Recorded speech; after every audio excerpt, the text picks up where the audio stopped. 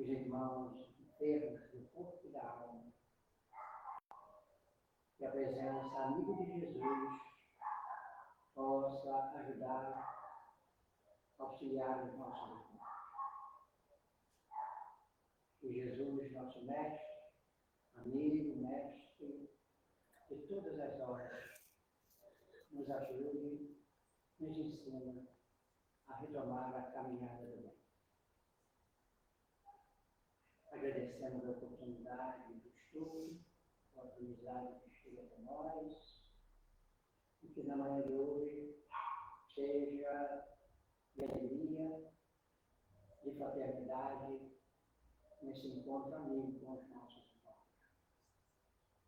Agradecemos a Jesus, agradecemos a Deus Pai, Criador de todas as coisas, no momento em que iniciamos a nossa reunião desta manhã.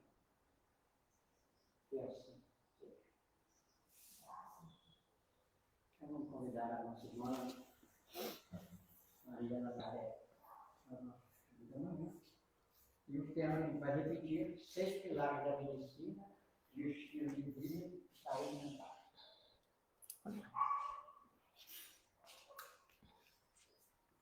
Aqui, né? Para cá, para frente. Isso. Ah, tá. Tá. E aqui, no caso, está funcionando? Tá. Bom dia a todos vocês. Eu me chamo Nazaré, tá? É a primeira vez que eu venho aqui na casa.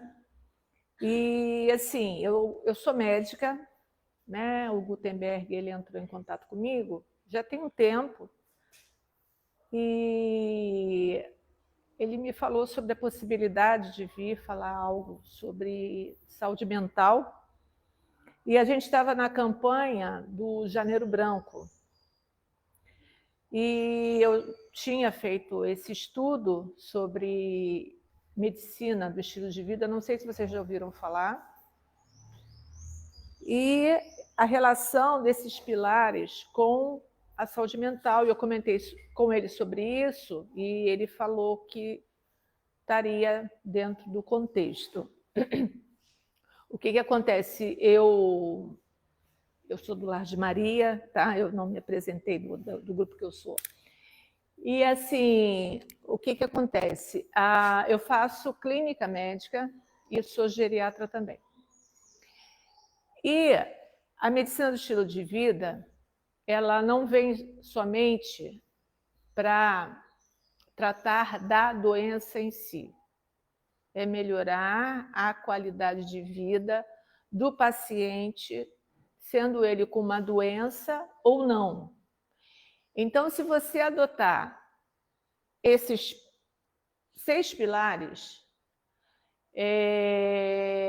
provavelmente, é claro que ninguém vai ficar para semente, mas você vai ter um melhor envelhecimento e uma melhor aceitação e um melhor tratamento em relação à doença.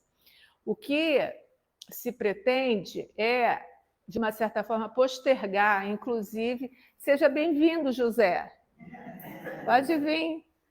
É muito bonitinho ele. E assim, tentar postergar, inclusive, essa doença, porque a gente vê assim no dia a dia. Antigamente a gente fazia diagnóstico de diabetes só quando a pessoa era diabética. Hoje a gente já faz todo um controle e a gente já consegue pegar a intolerância à glicose, resistência insulínica, que é o que as pessoas falam, né, da pré-diabetes. E aí você pega uma história familiar de diabetes, você já orienta o paciente, inclusive, para mudar os hábitos de vida. Então, se de repente ele abrisse um quadro de diabetes com 30, 40 anos, ele deixaria para abrir com 50, 60. Então, com isso você está ganhando tempo de vida e qualidade de vida. E os 6 pilares, né, da medicina do estilo de vida fala sobre isso, né? E é para todas as doenças, inclusive para a saúde mental, tá? Então, aqui, isso daqui é uma definição da Organização Mundial de Saúde e que pergunta o que é saúde mental, né? A gente sabe, inclusive, que essa pós-pandemia está trazendo muito à tona a doença mental. Quando o quadro da pandemia abriu, que apareceu a Covid, já era dito que a gente teria uma pandemia até maior que da Covid em relação às doenças mentais. E eu tenho observado no meu consultório, eu faço clínica também, jovens, né, 13, 14, 15 anos, adoecidos mentalmente.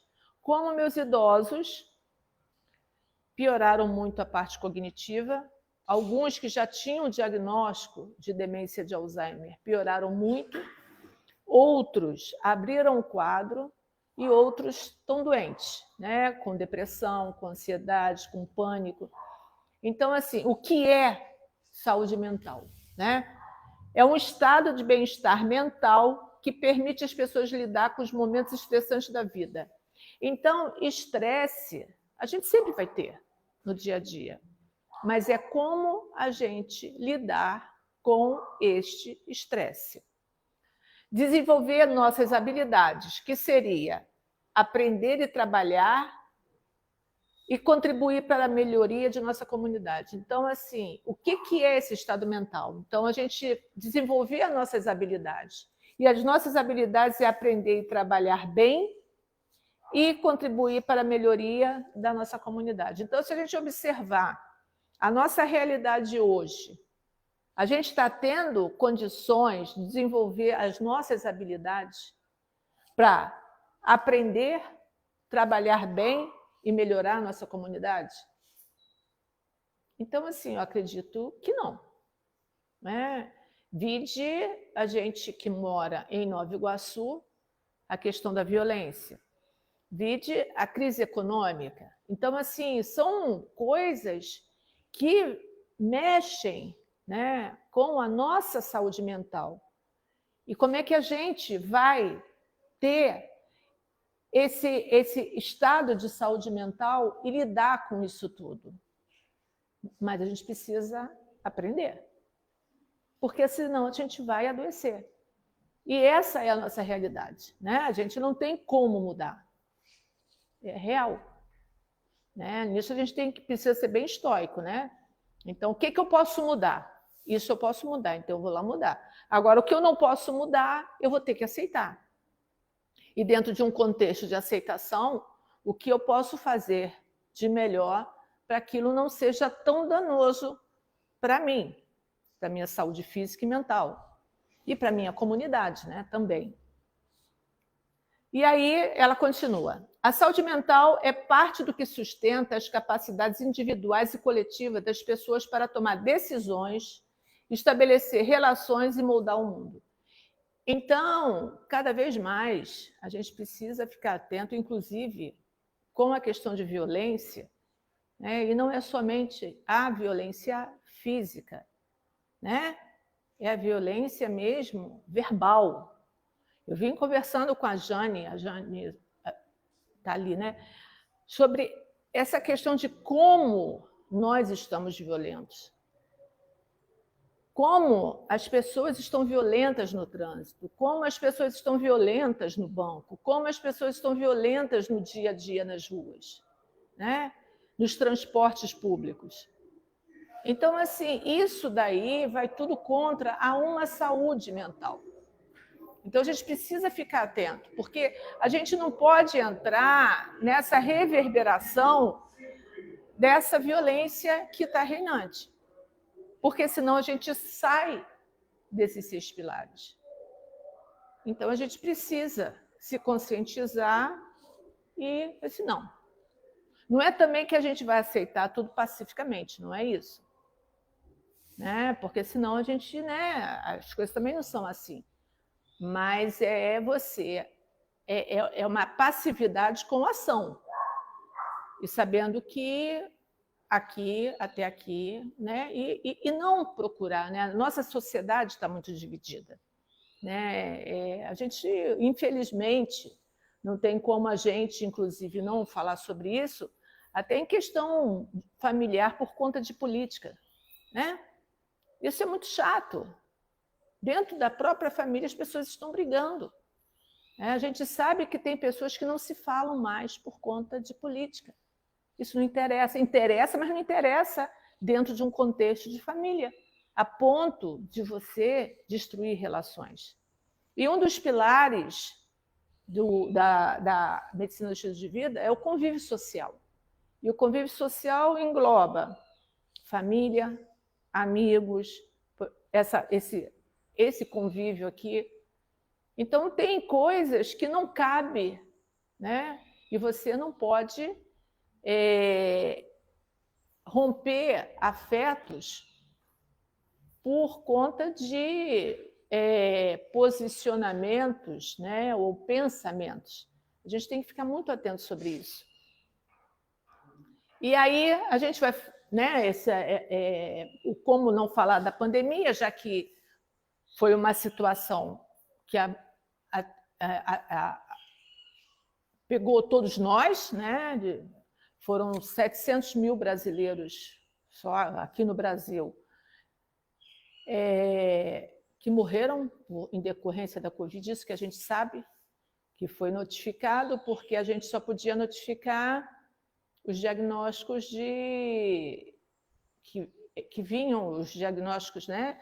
Porque muitas pessoas demoravam a procurar o centro médico e quando você ia fazer o exame não dava mais negativo, mas aí aquela coisa tinha cara de Covid, mas a gente podia dizer que era Covid. Então já foi feita uma estatística, provavelmente morreu mais de 1 milhão de pessoas. Então isso é um marco, né, da nossa sociedade, e a partir daí muita gente adoeceu, né, e muitas pessoas estão doentes até hoje, inclusive com um transtorno pós-traumático. Então, a gente tem que se atentar sobre isso. E aí a gente vê que no primeiro ano da pandemia, a prevalência global de ansiedade e depressão aumentou em 25%, e os idosos foram os que mais foram prejudicados. Né? Então, isso daí é sabido. Né? Aí, o que acontece? Aí a gente vai para os pilares. Esses são os principais, os 6 pilares. Tá? Um é a nutrição, um outro, atividade física, o outro é o manejo do estresse, o outro é o controle de substâncias tóxicas, outro é a qualidade do sono e conexões sociais.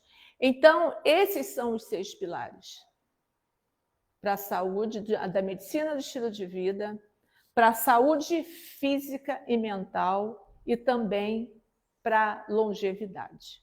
Já que a gente fala sobre envelhecimento saudável engloba esses 6 pilares. Eu falo até que horas? 10. Aí vamos lá. Nutrição é o primeiro pilar. Tá bom aqui? Ah, tá. Nutrição é o primeiro pilar. Né? Então, o que se fala? Que o alimento seja o seu remédio. Isso Hipócrates já falava. Que o alimento seja o seu remédio e o remédio o seu alimento. Então, a gente precisa saber que o alimento também é um remédio. É claro que muitas vezes, né, a gente precisa também da medicação, mas não adianta somente a medicação.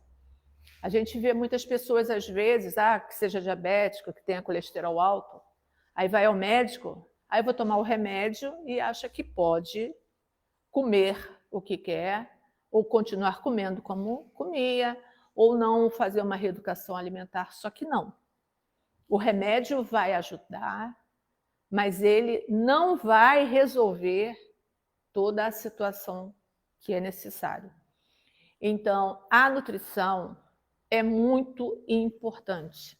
Sim, se você quer ter uma saúde mental, né, saudável, se você quer ter uma saúde física saudável, um envelhecimento saudável, você precisa tomar cuidado com o que entra pela sua boca. Aí o que se fala? A comida impacta no nosso cérebro, está comprovado, né? É claro, se a gente precisa comer para fazer com que o cérebro ele funcione, então ele impacta com o nosso cérebro e com a nossa cognição. Porque se você não come corretamente, o teu cérebro ele não vai ser alimentado corretamente e você não vai ter uma cognição boa. Cognição seria pensamento, né? A capacidade de resolver problemas, de fazer cálculos, de viver a vida no dia a dia em comunidade e ter uma saúde mental, né? Mexe também com a questão do estado emocional. Então, uma pessoa que não come é uma pessoa que vai adoecer mentalmente também. Uma pessoa que passa fome, não pense que ela não vai ficar agressiva. É instinto, é animal. Tem pessoas que são assim, né? Quando estão com fome, fica mais agressivo. Lá em casa, o pessoal tem esse hábito de falar isso para mim: você está com fome, né? Porque eu começo já a ficar meio, né? E faz parte, né? E faz parte assim, meu Deus do céu. E nós somos animais, né? É que a gente controla, né, a nossa besta humana por si só, mas e às vezes não, né? Mas e faz parte, né? Então você não vai encontrar. Por isso que muitas vezes a gente, quer dizer, o ser humano tem o hábito, né? Quando a gente vê um irmão que mora na rua, né? E a gente vê ele agressivo, que seja, e muitas vezes as pessoas julgam, né? E vai estar no lugar dele, né? Vai não comer, vai não tomar o café da manhã. Se eu viesse para cá sem tomar café da manhã, né? Vai não almoçar, ou vai fazer uma refeição só por dia. Então, assim, não tem humor que vai se manter, né? E aí, eles continuam. A alimentação saudável é qualidade de vida. Então, a gente tem que tomar muito cuidado na hora, inclusive, que a gente for comprar as coisas que a gente vai comer, porque alimentação é qualidade de vida. Uma dieta com combinação de certas vitaminas, minerais, óleos, gorduras saudáveis pode ajudar a melhorar nossas funções cerebrais, níveis de energia, memória, além de controlar as emoções. Então, aqui é uma médica falando, mas existe nutricionista que vai fazer uma orientação mais direcionada, né? Então, assim, existem os tratamentos direcionados. Então, a gente precisa procurar esse conhecimento. E aí fala o seguinte: dê preferência a alimentos de origem vegetal, naturais e integrais. Minimize o consumo de alimentos de origem animal e superprocessados. E a gente tem muito hábito, né? A gente, assim, não consegue... Não é que a gente não vá comer carne, faz parte da nossa cadeia alimentar, mas a gente sabe também que muitas pessoas abusam da carne e do superprocessados. Na geriatria, na questão da demência de Alzheimer ou outros quadros demenciais, é se falado muito da alimentação, no caso, da nutrição mediterrânea. Eu não sei se vocês já ouviram falar. É a alimentação mais do pessoal ali de Portugal, Espanha, Grécia, que é o quê? Legumes, verduras, né? Aí são aqueles grânulos, né? Que tem bastante, que eu tenho um paciente que chama de alpiste, né? Ele disse: doutora, a senhora está me mandando comer alpiste? Eu falei: vai comer alpiste, né? Aí, no caso, azeite extra virgem, Aí, na questão da carne, eles evitam a carne vermelha, porque a carne vermelha ela tem uma pior absorção, não que vocês não possam comer carne vermelha, não que não possa também ir no churrasco, mas vamos maneirar, né? Vamos maneirar, porque brasileiro tem o hábito de churrasco no final de semana. Então, assim, vamos maneirar, porque o organismo não vai dar conta, né? E eles defendem muito a carne branca, ou seja, não seria nem o frango, mas seria o peixe. Então, existe essa linha, que seria, essa alimentação seria mais saudável, seria que seria melhor para o cérebro, seria que seria melhor para a nossa saúde física e o nosso envelhecimento. E aí, adote uma dieta com variedades de vegetais, frutas, leguminosas, castanhas, sementes, especiarias. Aqui está o alpiste, né? Então, assim, é esse até então o caminho que se fala, tá? Aí, atividade física, né? Aqui, alguém faz atividade física? Ah, até que o pessoal aqui é animado, eu também faço. Mas muita gente aqui também não faz, né? Então, assim, o que a gente tem falado para as pessoas, assim, muitas vezes você relaciona a atividade física com ter que ir à academia, né? E a gente já fala o seguinte: o que você puder fazer andando, já está fazendo atividade física. Mas coloca um tênis legal para não machucar a tua coluna. Então, se você fizer uma atividade física de 30 minutos diariamente, você já está entrando numa situação de atividade física. Não é exercício físico. Também pode ser exercício físico, você ir para a academia, mas é ser ativo. Quando você chegar num prédio que você tiver que subir 2 andares, até às vezes até 3 que seja, né? Evita o elevador, né? Evita o máximo possível andar de carro, porque você está fazendo atividade física, que é diferente do exercício. O exercício, claro, mas a pessoa pode ser ativa fisicamente, se ela resolver caminhar 30 minutos diariamente.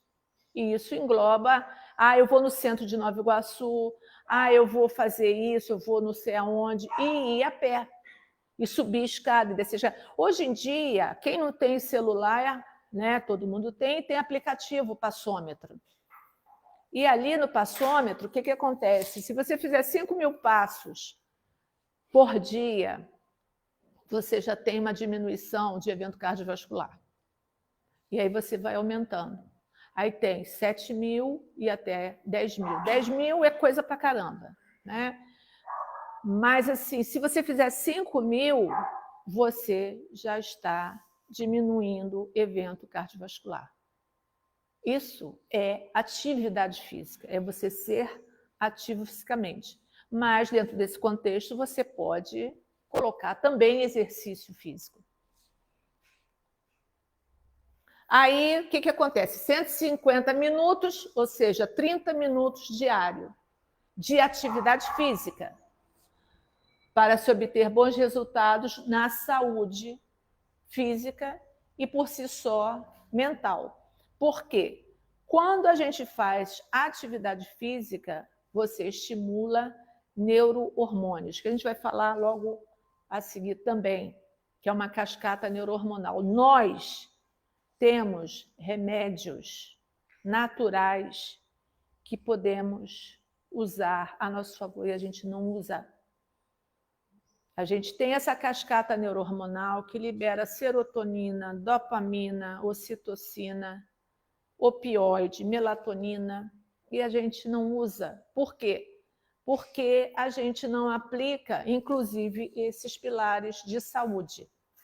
Quando a gente se atenta sobre isso, a gente começa a observar, puxa vida, né? Eu posso estimular essa cascata. Eu posso fazer com que esse remédio natural me ajude. Então, uma pessoa hoje que a gente faça um diagnóstico de depressão e ansiedade, a gente fala, você precisa tomar o remédio, fazer terapia e atividade física. De primeira, não tem como. E aí você coloca nutrição, dormir bem e esse contexto de vida social. Mas a gente sabe também que uma pessoa que está com uma doença psiquiátrica, no início não consegue convívio social. Mas isso são conquistas, né? É um dia de cada vez. Mas, a princípio, precisa desses 3, porque começa a estimular, né, essa cascata neurohormonal que nós temos. E aí, a atividade física, ela fortalece ossos e músculos, que a gente vai precisar. Então, se a gente está falando de envelhecimento, pessoas hoje vivendo 80 anos, a gente tem que ter músculo, porque depois, quando começa a envelhecer, começa a perder massa magra. Então, as pessoas desenvolvem a sarcopenia. Por isso que idosos caem muito. Então, quando você adquire o hábito da atividade física, você está fortalecendo a tua musculatura e os teus ossos para que você não seja o que a gente chama de idoso caidor. Porque aí é um problema sério. Porque pode dar fratura e, muitas vezes, imobilizar aquele idoso, né? Melhora o condicionamento muscular e cardiorrespiratório, né? Então, você fica com um melhor condicionamento. O sono melhora. Quando você faz atividade física, tem essa cascata neurohormonal que libera a melatonina e você melhora o teu sono. Então, se você tem insônia, um dos remédios para insônia é a atividade física. Induz o controle de peso, então você pega um paciente que tem essa resistência insulínica, tem a intolerância à glicose, que é o pré-diabetes, é obeso, sobrepeso. Ele emagrece, o que acontece? Muitas vezes a insulina volta ao normal, a glicose volta ao normal e você não precisa tomar o remédio. E você vai controlando, porque pode ser que em um dado momento aquilo reapareça. Ou se vir a aparecer como uma doença, vai ser bem mais lá para frente. Então tem que ficar atento sobre isso. Controla a pressão arterial, então não adianta, como a gente falou, não adianta só tomar remédio. Aí você toma o remédio, aí come gordura, né? Faz uso de bebida alcoólica, come sal, ultraprocessado, né? Então, de repente, você precisa tomar uma medicação que seja losartana de 50. Não vai dar conta. Aí você tem que usar a losartana, você tem que usar um ludipino, você tem que usar o hidroclorotiazida e vai acrescentando. Porque você não está fazendo também a sua parte, né?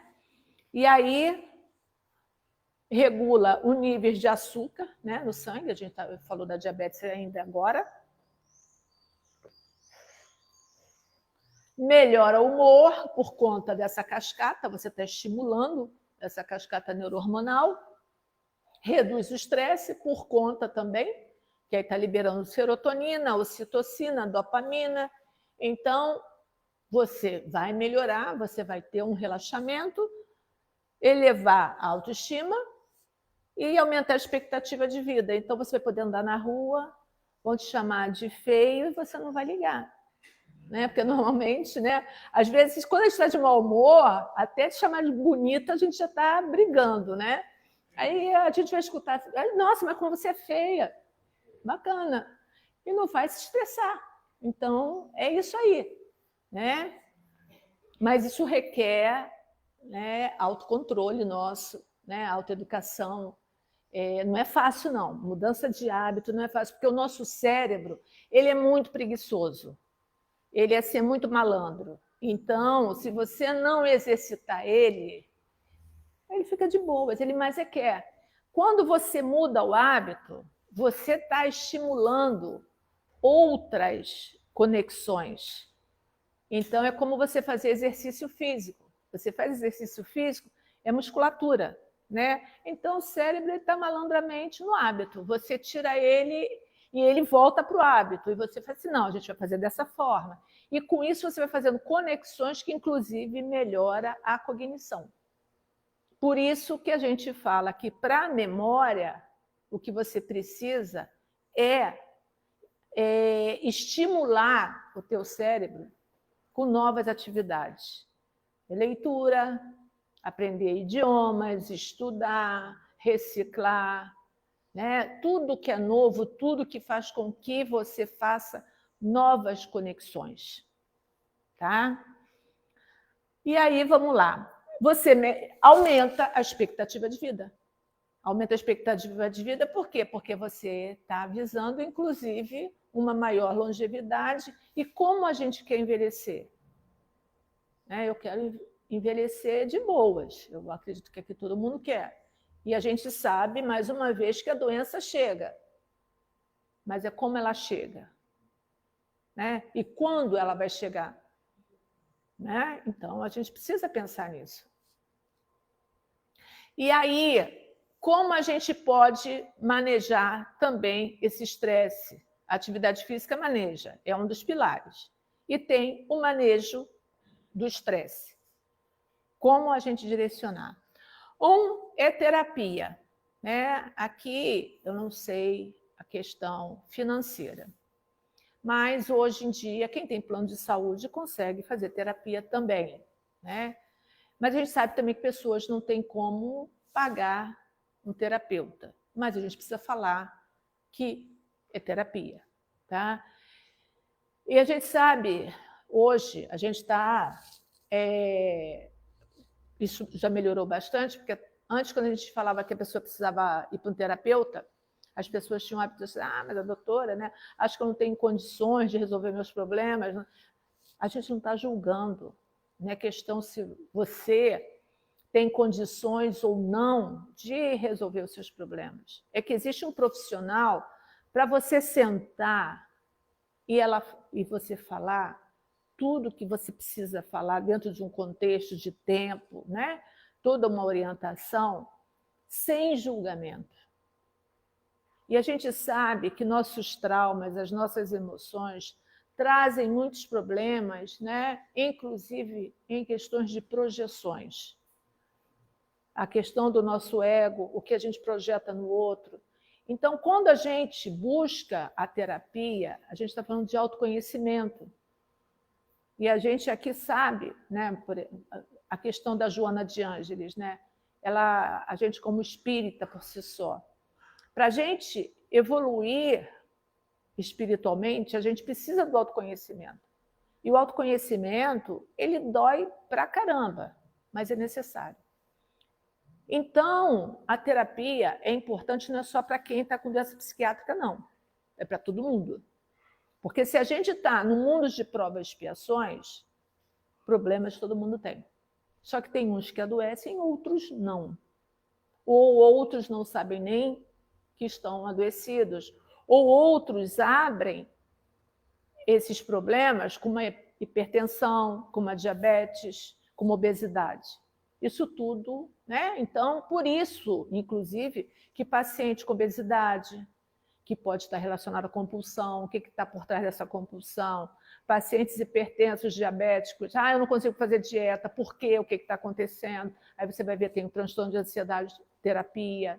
Então, assim, é todo um contexto emocional, não tem como você desvincular, tá, as doenças dessa parte emocional. Nós somos seres emocionais, a gente vive, né, com emoções, não tem como.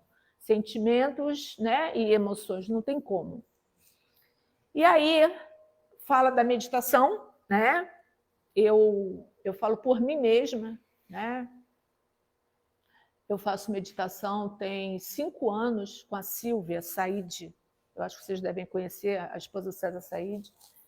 Eu digo que a pandemia foi muito difícil para mim, porque para eu sair de casa, eu comecei a ficar com muito medo, porque eu podia adoecer, podia morrer, né? E aquela coisa, a gente não quer morrer. A gente sabe de uma continuidade de vida, mas a gente não quer morrer. E a gente tem família, a gente tem filhos, e eu vou trazer doença dentro de casa, e era um problema sério. E uma das coisas que me segurou muito foi a meditação. E eu digo que a meditação, porque a gente entra num círculo de vida, né? Trabalho, casa, trabalho, eu digo da minha profissão, mas cada um tem da sua. E muitas vezes você não tem um respiro, você acha, né, que você vai mudar o mundo, resolver a vida de todo mundo, ou o paciente está assim, o paciente está assado. E o geriatra, ele além de lidar com a doença do paciente, lidar com o problema da família, então aquilo vai te, né? E você entra numa espiral de estresse que eu comecei a ter ansiedade, comecei a ter insônia, e eu falei, não vai dar, né? E eu procurei a meditação. E para mim, eu digo que foi um santo remédio, nunca mais larguei. E sempre falo para os meus pacientes, façam meditação. Eu, além de passar remédio, terapia, atividade física, eu faço esse adendo. Procure fazer meditação. Quem topa fazer, bacana. Quem não quer, né? Então, tem outras coisas mais que podem ser feitas, que é essa. Yoga. Doutora, eu não gosto de yoga. Doutora, eu não consigo. Gente, yoga você não precisa se contorcionar, não, tá? Eu também faço yoga. Não precisa se contorcionar, não. Você faz até o limite que você pode. Não dá para fazer, não dá para fazer. É justamente o que se trabalha, é o momento do aqui e agora. Como a gente vive nessa correria, a gente não vive o momento agora. A gente está pensando no que passou ou está pensando no que virá. Então, assim, o que foi já foi e o que virá depende do nosso momento atual. Né? Eu garanto que a gente está aqui conversando, mas muitas pessoas já devem ter pensado: o que eu vou comer, como é que eu vou fazer? E é a nossa mente. A nossa mente é um macaquinho. E cabe a gente educar. Não, vamos voltar. Vamos voltar para o aqui e agora. E o yoga, ele trabalha isso. Ele trabalha a parte, né, do movimento e do aqui e agora. E a gente precisa. Né? Essa educação oriental que foi trazido, né, por esses mestres, né, e os Vedas, né, é interessante que, se você pegar o Bhagavad Gita, você olha assim e fala assim, cara, isso é mediúnico, não é possível. Só que hoje a gente sabe, né, como é que se escreve, né, esses Vedas, mantras, né, e que tem realmente toda uma ressonância no nosso cérebro, que já está comprovado. Já está comprovado. E isso foi antes de Cristo. E eles estavam aqui. Então, isso né? E eles trouxeram a meditação, eles trouxeram o yoga. Então, assim, são ferramentas que a gente tem. E a gente sabe que, dentro de um contexto de sociedade, algumas pessoas não vão poder fazer, mas outras podem. Então, se você tem condições de fazer, por que não buscar a sua melhoria de saúde física e mental, né? Aí a gente fala da prece. A prece é outra também. E isso tudo, tá? Mexe com essa cascata neurohormonal que eu vou falar no final desse pilar. A prece, ela também libera essa cascata neurohormonal. Já está comprovado, tá? Nada contra a prece recitada. Você pode recitar, claro, Pai Nosso, mas presta atenção no Pai Nosso. Né? Porque, muitas vezes, mais vale você falar Deus me ajuda, do que você falar um Pai Nosso só recitando. Isso mesmo, Jesus já falava sobre isso. Não adianta você ficar mostrando, né, para todo mundo, fazendo orações, e no fundo, você não ter a humildade, né, perante o divino. Então, quando você conversa com Deus, no teu desespero, nos teus problemas, e que você confie, que você desenvolve a fé, você mexe com essa cascata também neurohormonal. Então, a gente está aqui num templo espírita, né? Então, a gente acredita na força da prece. Então, vamos orar, porque também é saúde física e mental. Faz parte do pilar, né? O pessoal também da medicina do estilo de vida também está estudando essa questão da espiritualidade. E a gente fala de uma espiritualidade não necessariamente religiosa também, tá? Porque a gente aqui tem essa espiritualidade religiosa, mas você pode ter uma espiritualidade que hoje é dita laica. Então, uma pessoa que tenha seja uma pessoa ética, porque a gente sabe que existem pessoas que não têm religião e que não acreditam e que são pessoas éticas. E a gente sabe da mesma forma que existem pessoas que são religiosas e que moralmente, né, eles são seres amorais. Então, não é a religião, é como você é como ser humano. A religião te ajuda, né? Você, por exemplo, a gente no cristianismo, a gente tem um exemplo como Jesus, isso te ajuda a ter um modelo e guia, mas não necessariamente que você precise, apesar que eu acredito que precise, né?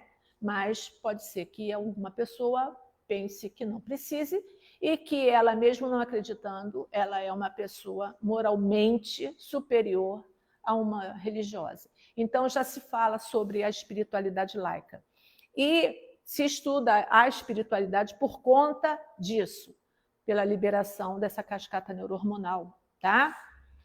E aí, música, tá? Eu sou fãzoca do Chico Buarque, botei ele aqui, né? Quem quiser escutar os outros, mas eu falo de música, porque eu até falei com a Jane, em frente à minha casa abriu um bar e tem música assim de madrugada, até de madrugada, é o dia inteiro, mas assim, é música com letrinha minúscula, né? Não é música, né? Então, assim, vamos escutar música. A nossa MPB é maravilhosa, sabe? Tem muita coisa boa. Música clássica, mantra faz muito bem, já está comprovado, entendeu? Tocar instrumentos. Então, por exemplo, o Chico ele toca violão. Vai tocar violão. Ah, não gosto de violão, eu gosto de piano, eu gosto de sanfona, eu gosto de batuque. Música é lúdico, faz bem para o cérebro. Poesia.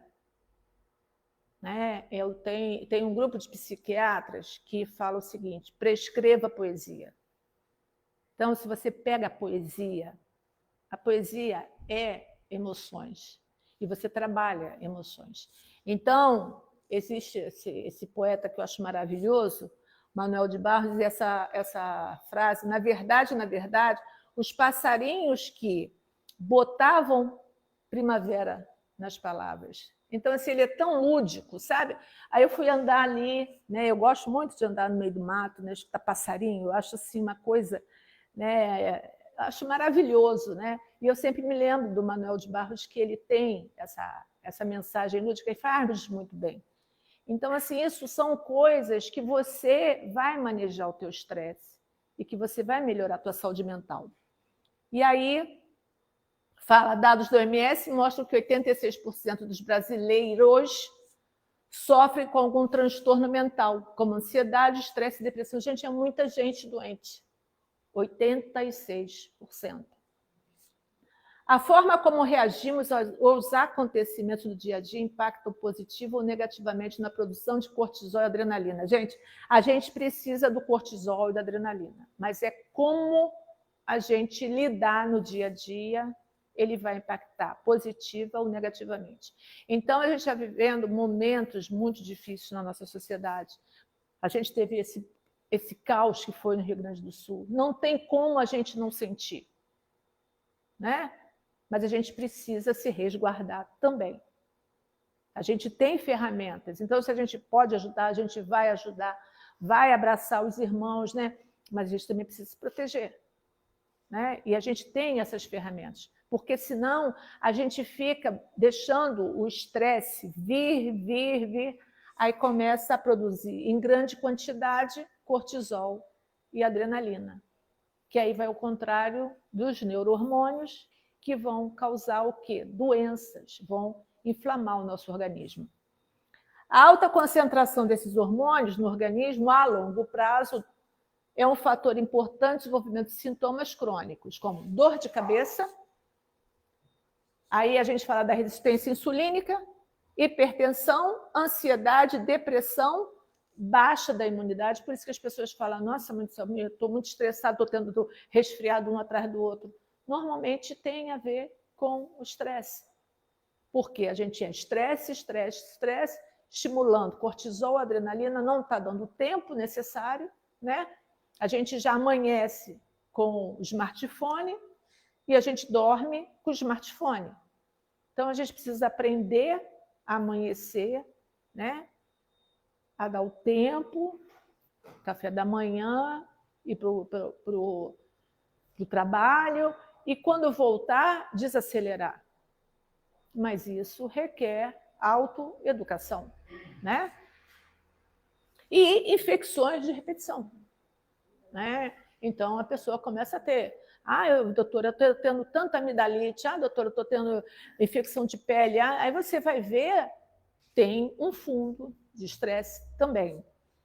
E aí, essa daí, a cascata, no nosso cérebro, a gente tem a hipófise, né? Então, quando a gente estimula, né, essas áreas, quer dizer, essas áreas, quando a gente busca esse manejo do estresse, né, atividade física, boa nutrição, né?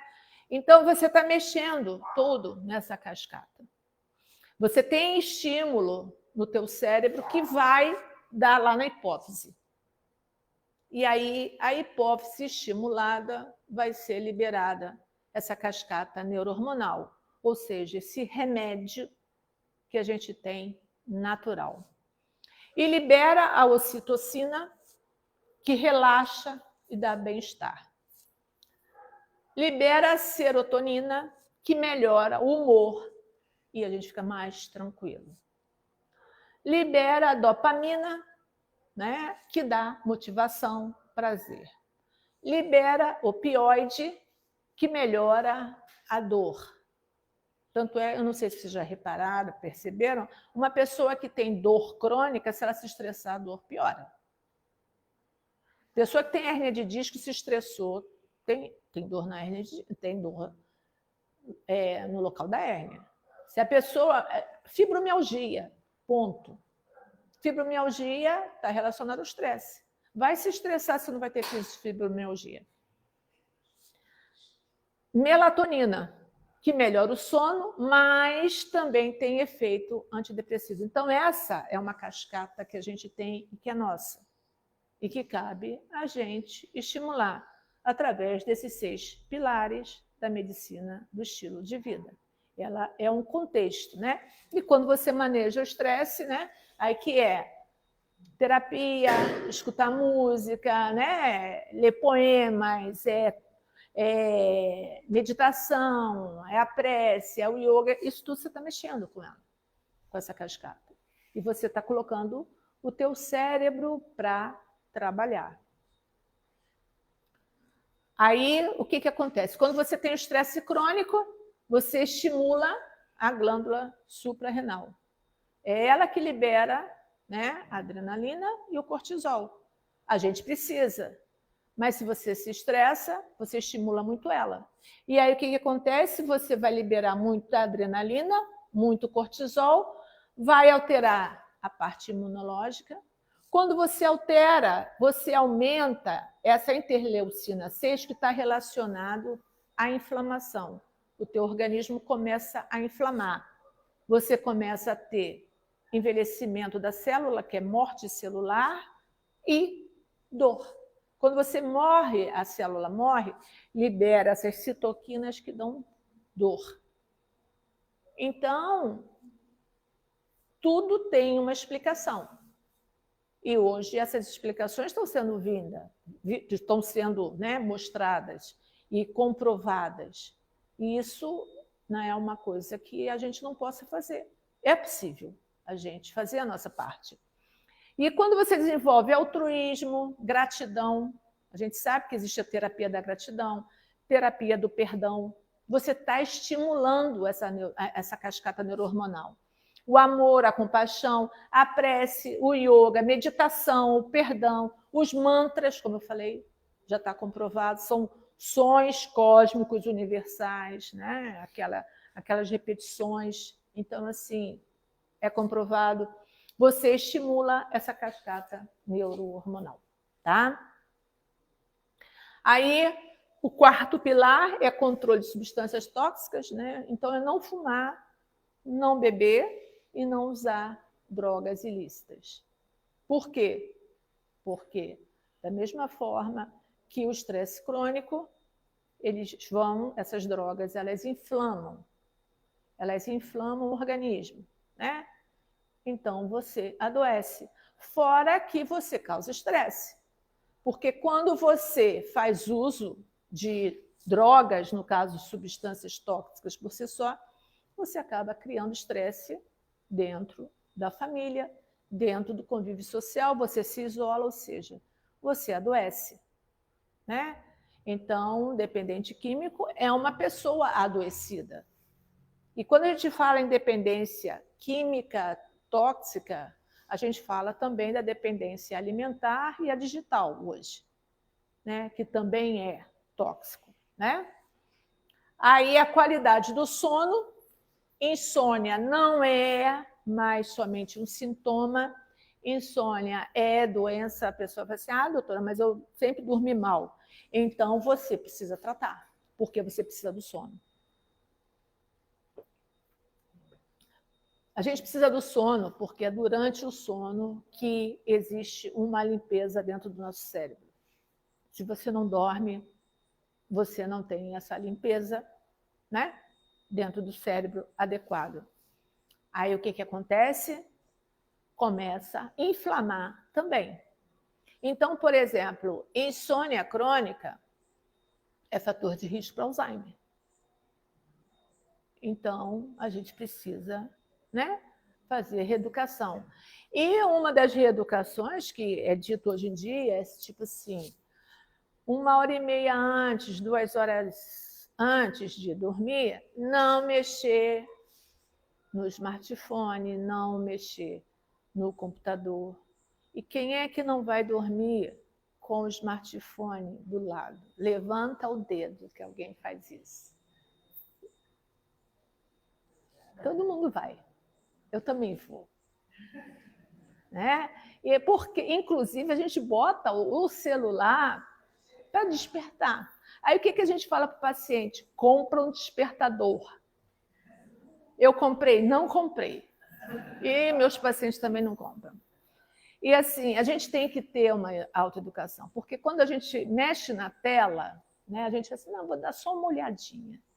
O nosso cérebro, ele identifica aquela luz, né, que é blue light, né, como dia. Então, ele não vai liberar a melatonina. E a gente precisa da melatonina. Melatonina, né, ela começa a ser liberada quando começa a escurecer. Por isso que antigamente, né, as pessoas dormiam com a galinha, né, acordavam com o galo e era por aí. Né? E seguia-se esse ciclo. Só que a modernidade cortou o ciclo. E a gente sabe que existem pessoas hoje que trabalham, inclusive de madrugada. E é um problema sério você tratar de pacientes que têm, porque o nosso ciclo é esse, é o cortisol agora, aí o cortisol cai, né? E aí você começa a vir a melatonina para você se preparar para dormir. Só que hoje as casas são extremamente iluminadas, e é televisão para tudo que é lado, e é computador, e você está mexendo nesse círculo, no caso, é o ciclo circadiano que a gente tem. Então, a gente tem que tomar muito cuidado. Uma das coisas é não mexer na tela. Então, tá bom, eu vou continuar com o despertador? Tá. Bota o despertador, mas não mexe na tela. Consegue? No início é difícil pra caramba. Mas, autoeducação. Diminuir a iluminação da casa. Então, você costuma dormir 11 horas, umas 2 horas antes, começar a diminuir a iluminação. Começar a diminuir o barulho. Começar, né? Faz parte para você poder dormir, porque você precisa dormir. Numa base de 6 a 8 horas, tem pessoas que, né, às vezes dormem bem 5 horas, mas normalmente de 6 a 8 tem pessoas que precisam mais de 8. Então, cada pessoa, né, sabe mais ou menos o tempo que ela precisa dormir para que ela possa acordar no outro dia disposta.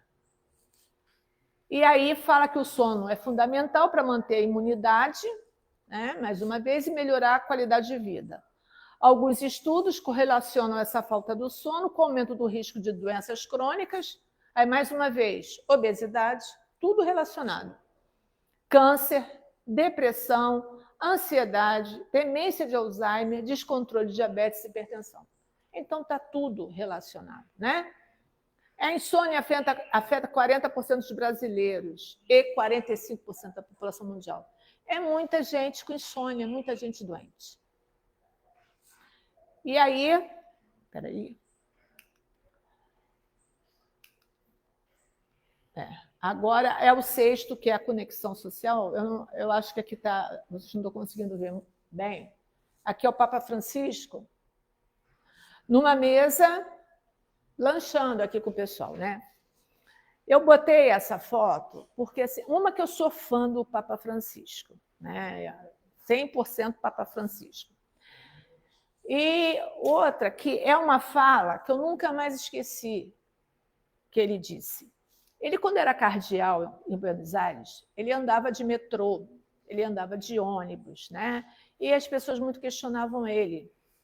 E ele falava que ele queria continuar convivendo com o povo. Ele precisava andar de metrô, de ônibus, né? Ele precisava desse convívio com o ser humano. E aí, até que ele foi para Roma, e ele tinha o direito daquela casa papal, e ele decidiu não ficar, né? E aí foi perguntado a ele, mas você, né, tem direito, né? Aquela coisa toda. Ele falou assim, bom, eu até posso ir, mas eu vou dar um prejuízo para vocês, porque eu vou adoecer, vou precisar de psiquiatra e vou precisar de remédio. Então, para que não aconteça isso, eu preciso e prefiro ficar no convívio com as pessoas. Então, ele não foi para essa casa e ele faz questão de cuidar do quarto dele, ele faz questão de tomar café com as pessoas, ele faz questão desse convívio social, que ele disse que ele precisa para não adoecer. Então, por isso que a gente fala, conexão social. Então, mais uma vez, hoje a gente está brigando em casa por causa de política. Então, se não dá para falar de política dentro de casa, não se fala, evita. Fala de outra coisa, como dizia minha mãe, vamos falar sobre flores, né? Então, vamos mudar o papo. Né? A gente precisa, agora a gente sabe que toda família é disfuncional. Não existe família disfuncional. Ah, mas a minha família, nossa, é porque você não conhece. Cara, toda família é disfuncional. É claro que existem algumas, né, que são mais problemáticas. E a gente sabe que existem problemas muito difíceis, às vezes até para superar, não sei, né? A gente não está aqui para julgar. Mas existem amigos também que são familiares de coração. Então a gente precisa dos colegas do trabalho, a gente precisa, né, daquela pessoa que de repente a gente vai na padaria, encontra todo dia, o porteiro, a gente precisa dessa conexão. Né? Por isso que na pandemia as pessoas adoeceram tanto, por conta desse distanciamento social. E por isso que a gente escolhe até hoje esses, né, essas complicações. Porque o nosso cérebro, ele é social. Então, se ele não tem esse convívio social, ele adoece. Então, a gente precisa repensar, né, sobre os nossos contatos. Né? Não é que a gente vai ficar mantendo contatos que adoeçam a gente, também não. Mas a gente também precisa ser um pouco mais tolerante com o outro, ainda mais quando é da família, né? Então, acho que a gente tem que, né? A gente também tem que se...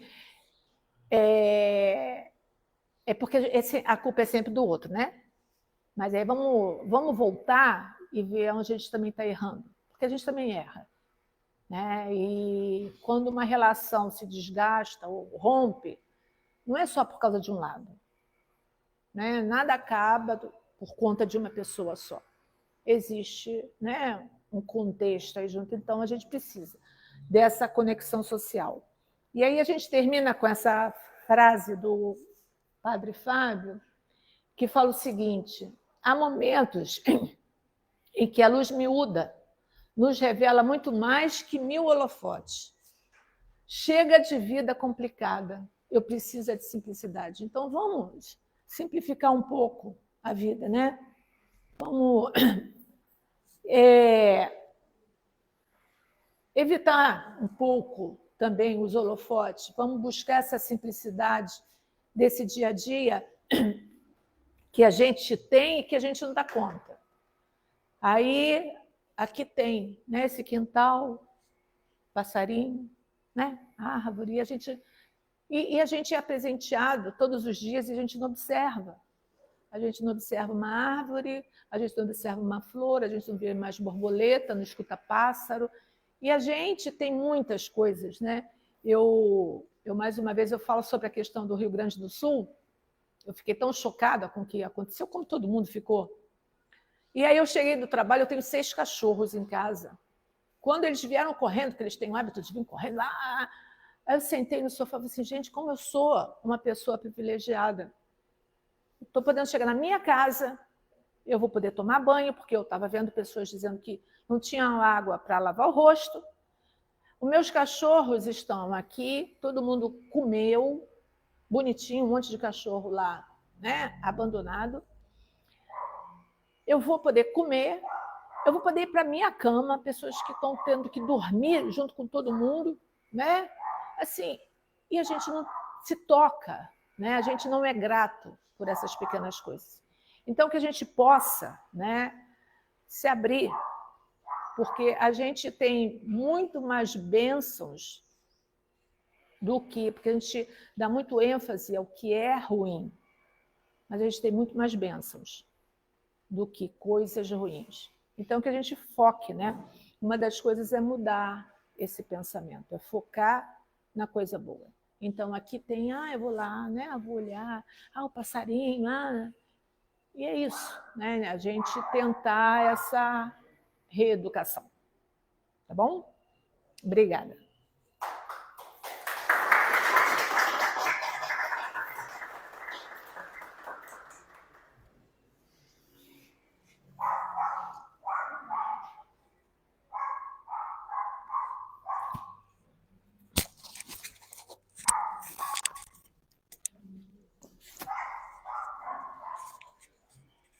Nós estamos agradecendo a doutora Maria Ministro por orientação, cuidado com o sal, com o açúcar. O açúcar está faltando direto comigo. Doce. E todos fazendo, bota muito.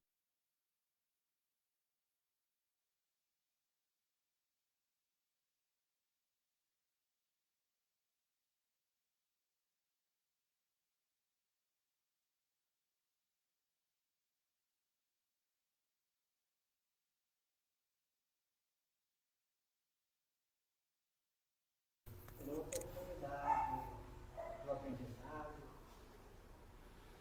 das orientações que serão dadas. Mantenhamos nós sempre a boa vontade, a alegria, entusiasmo para continuar no momento de dificuldades, pedir a ajuda, a orientação da espiritualidade. abençoado da família, para que possamos continuar a nossa jornada de paz neste momento, seja para todos os nossos irmãos, com a família de enferma, os lares dos pais, e a lembrança de Jesus que chega à nossa mente possa auxiliar todos os nossos irmãos. Agradecendo a oportunidade, pedimos os amigos espirituais, Jesus, nosso mestre e guia, o libertador do nosso planeta, e a Deus, nosso Pai, que nos ajude e nos auxilia sempre, que a paz seja para todos os nossos irmãos, que tenhamos, no final de semana, junto aos nossos familiares, de orientação, que recebemos sempre da espiritualidade. Agradecendo, no momento em que encerramos a primeira parte do nosso encontro na manhã. E assim